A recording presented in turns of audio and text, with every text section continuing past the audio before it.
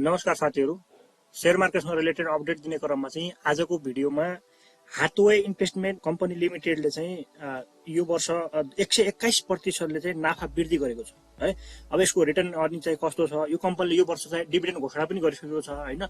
यो कम्पनीले डिभिडेन्ड चाहिँ कति डिभिडेन्ड घोषणा गर्यो र यसको बुक क्लोज डेट चाहिँ कहिले छ र कहिलेसम्म कायम शेयर धनीहरुले चाहिँ यो कम्पनीको लाभांश प्राप्त गर्न सक्नेछन्, यी यावत विषयमा आजको भिडियोमा छलफल गर्नेछौँ। भिडियोलाई चाहिँ स्किप नगरेर अन्तिमसम्म हेर्दिनु होला र प्लस यसको चाहिँ हामी फन्डामेन्टल पनि हेर्नेछौँ आजको यस भिडियोमा चाहिँ।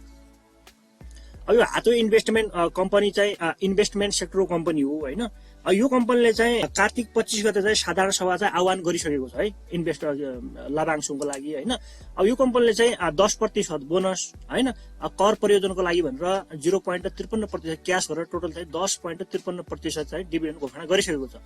प्लस यो कम्पनीले चाहिँ बुक क्लोज डेट तोकेर पनि बुक क्लोज भइ पनि सकेको छ हैन। तपाईले कहिलेसम्म कायम धनीले यो कम्पनीको डिभिडेन्ड प्राप्त गर्न सक्नेछन् भन्ने सन्दर्भमा चाहिँ 2024-10-23 भनेको तपाईले चाहिँ यही कार्तिक 7 गते चाहिँ यसको बुक क्लोज डेट तोकिया छ हैन। भनेपछि कार्तिक 6 गतेसम्म कायम शेयर धनीले चाहिँ यो कम्पनीको 10.526% चाहिँ लाभांश यो कम्पनीका लगानीकर्ताले चाहिँ प्राप्त गर्न सक्नेछन्। अब यो कम्पनीले चाहिँ साधारण सभा कार्तिक 25 गते चाहिँ आह्वान गरेको छ हैन। अब सभाले चाहिँ हाथवे इन्भेस्टमेन्ट कम्पनीको चाहिँ 10% बोनस र कर प्रयोजनको लागि 0.526% नगद लाभांश गरेर कुल भनेको 10.56% लाभांश चाहिँ पारित गर्नेछ हैन। सभाले चाहिँ गत आर्थिक वर्षको चाहिँ वार्षिक प्रतिवेदनमा चाहिँ नाफा नोक्सान सम्बन्धी हिसाब र नगद प्रवाह यावत विवरणमा चाहिँ छलफल पारित गर्नेछ। कम्पनीको ले चाहिँ बुक क्लोज मिति तोकेर पनि बुक क्लोज डेट तोकिसकेको छ, अर्थात बुक क्लोज पनि भइसकेको छ। यो कम्पनीको 10.526% लाभांश कहिलेसम्म कायम शेयर धनीले प्राप्त गर्न सक्नेछन् भन्ने सन्दर्भमा चाहिँ कार्तिक 7 गते बुक क्लोज डेट तोकिएको छ हैन। भनेपछि कार्तिक 6 गतेसम्म कारोबार गर्ने कायम शेयर धनीले मात्र यो कम्पनीको 10.526% लाभांश चाहिँ प्राप्त गर्न सक्नेछन्। अब यो कम्पनी एकचोटि हामीले चाहिँ फर्स्ट क्वार्टरको रिपोर्ट पनि हेरौँ। यो कम्पनी हाथवे इन्भेस्टमेन्ट कम्पनीले चाहिँ 121% चाहिँ नाफा आर्जन गरेको छ हैन। यसको रिटर्न अर्निङ चाहिँ 41 करोड 74 लाख चाहिँ रिटर्न अर्निङमा छ है। अब हामीले चाहिँ यो फर्स्ट क्वार्टरको रिपोर्ट हामीले एनालाइसिस गर्दाखेरि गत वर्षको फर्स्ट क्वार्टर र यो वर्षको फर्स्ट क्वार्टर, प्रिभियस इयरको फर्स्ट क्वार्टरको रिपोर्ट र यो वर्ष फर्स्ट क्वार्टर रिपोर्ट चाहिँ कम्पेयर गर्नेछौँ हामीले हैन। अब यसको पेड अफ क्यापिटलमा चाहिँ यसले 1 अर्ब 28 करोड 70 लाख चाहिँ यसले कमाएको छ है। अब गत वर्ष चाहिँ कति कमाएको थियो भने 1 अर्ब 17 करोड मात्रै कमाएको थियो भनेपछि गत वर्षको फर्स्ट क्वार्टर भन्दा अहिलेको फर्स्ट क्वार्टरमा चाहिँ 10% ले वृद्धि गरेको छ है पेड अफ क्यापिटलमा चाहिँ। त्यसपछि हामी रिटर्न अर्निङ भन्छ। रिटर्न अर्निङमा चाहिँ 41 करोड 74 लाख 60 हजार चाहिँ यसले रिटर्न अर्निङमा कमाएको छ हैन। अब गत वर्ष कति थियो भने गत वर्ष 29 करोड 59 लाख 84 हजार मात्रै कमाएको थियो भने गत वर्षको फर्स्ट क्वार्टर भन्दा अहिलेको फर्स्ट क्वार्टरमा चाहिँ 41.4% ले वृद्धि गरेको देखिन्छ। अब फेयर भ्यालु रिजर्भमा चाहिँ 40 करोड 68 लाख 34 हजार चाहिँ यहाँ पनि माइनस छ है। पहिलाको भन्दा अहिलेको चाहिँ फर्स्ट क्वार्टरमा थोरै माइनस छ। धेरै ड्राई हाल्नुपर्ने चाहिँ के छैन, 1.16% को गिरावट छ यसमा है।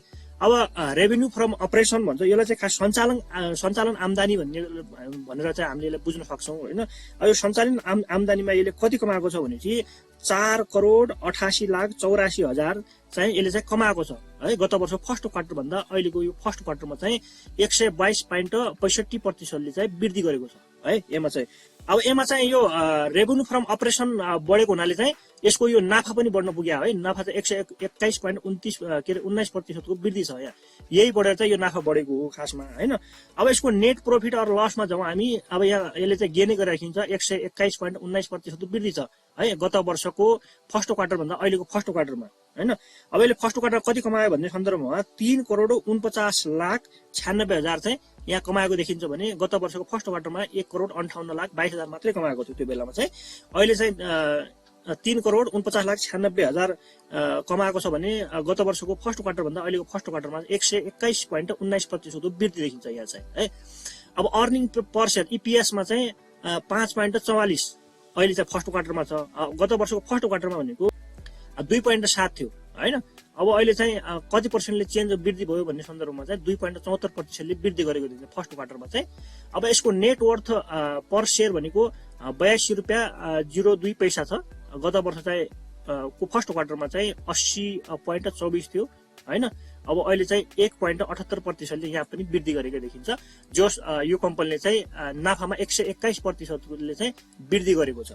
अब नाफा 121% भनेको 3,49,96,हजार चाहिँ यहाँ कमाएको देखिन्छ गत वर्षको फर्स्ट क्वार्टर भन्दा है। गत वर्ष चाहिँ 1,58,22,000 चाहिँ यसले कमाएको थियो।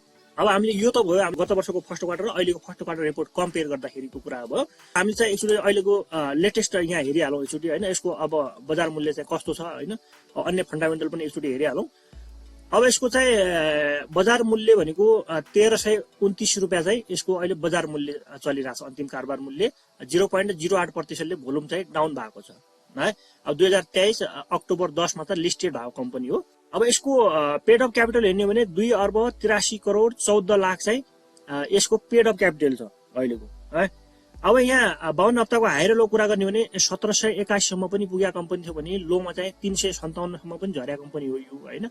अब बुक क्लोज एडजस्ट हुन पहिलाको टीटीएम ईपीएस भनेको चाहिँ 3.64 चाहिँ यसको ईपीएस थियो भने अहिलेको फर्स्ट क्वार्टरको रिपोर्टेड ईपीएस हेर्ने हो भने 5.44 चाहिँ यसको फर्स्ट क्वार्टर रिपोर्ट अनुसारको ईपीएस छ है। अब पी हेर्ने हो भने 364.74 यसको पी छ।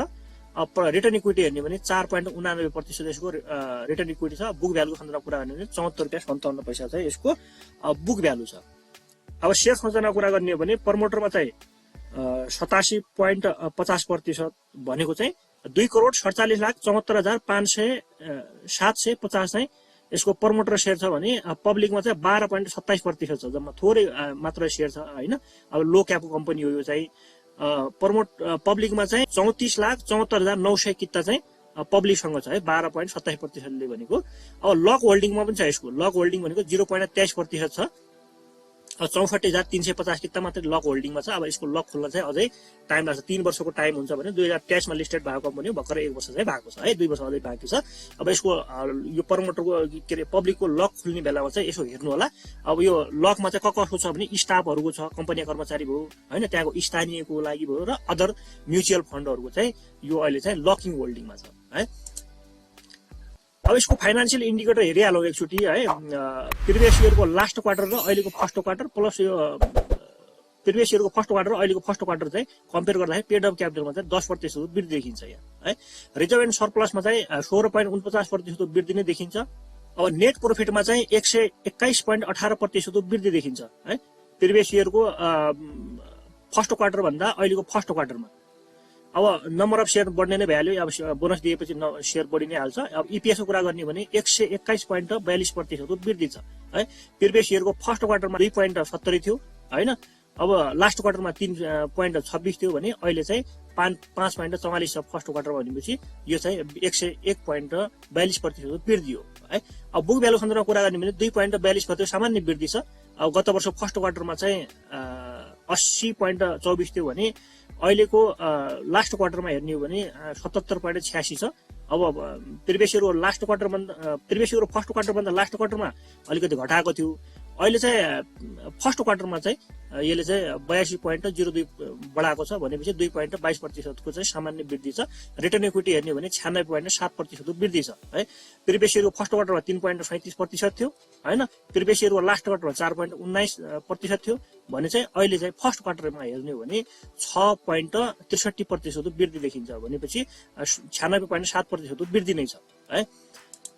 अब डिभिडेन्डको सन्दर्भमा कुरा गर्ने हो भने यो चाहिँ भर्खरै लिस्टेड भएको कम्पनी हो हैन। अब सुरुमा लिस्टेड हुने बेलामा 2023 मै यसले 10.53% को चाहिँ डिभिडेन्ड दिएको थियो। त्यो बेलामा चाहिँ 10% बोनस 0.53% क्याश गरेर टोटल 10.53% डिभिडेन्ड दिएको थियो भने अब यो वर्ष पनि यसले चाहिँ 10.53% चाहिँ डिभिडेन्ड दिएको छ है। 10% क्याश र 0.53% गरेर टोटल चाहिँ 10.53% यो वर्ष पनि योले चाहिँ डिभिडेन्ड दिएको छ। कहिलेसम्म कायम शेयर धनीले यसको प्राप्त गर्न सक्नेछन् भन्ने सन्दर्भमा मैले अगाडि पनि भनिसकेको थिएँ हैन। कार्तिक 7 गते यसको बुक लोड डेट तोकिएको छ भने कार्तिक 6 गतेसम्म कायम शेयर धनीले मात्र यो कम्पनीको 10.53% शेयर चाहिँ यो कम्पनी चाहिँ प्राप्त गर्न सक्नेछन्। यति नै थियो आजको अपडेट। भिडियो कस्तो लाग्यो, जस्तो लाग्यो त्यस्तै प्रतिक्रिया दिन नबिर्सनु होला। तपाईले च्यानललाई अझै पनि सब्स्क्राइब गर्नु भएको छैन भने च्यानललाई सब्स्क्राइब राख्नु होला ताकि हामीले आगामी दिनमा आउने यस्तै किसिमको महत्त्वपूर्ण इन्फर्मेसन मिस नहोस् भन्नका निमित्त भिडियोलाई लाइक गर्नु भएको छ भने एउटा लाइक अवश्य गरिदिनु होला। भिडियो अन्तिमसम्म हेरिदिएकोमा धेरै धेरै धन्यवाद। छ।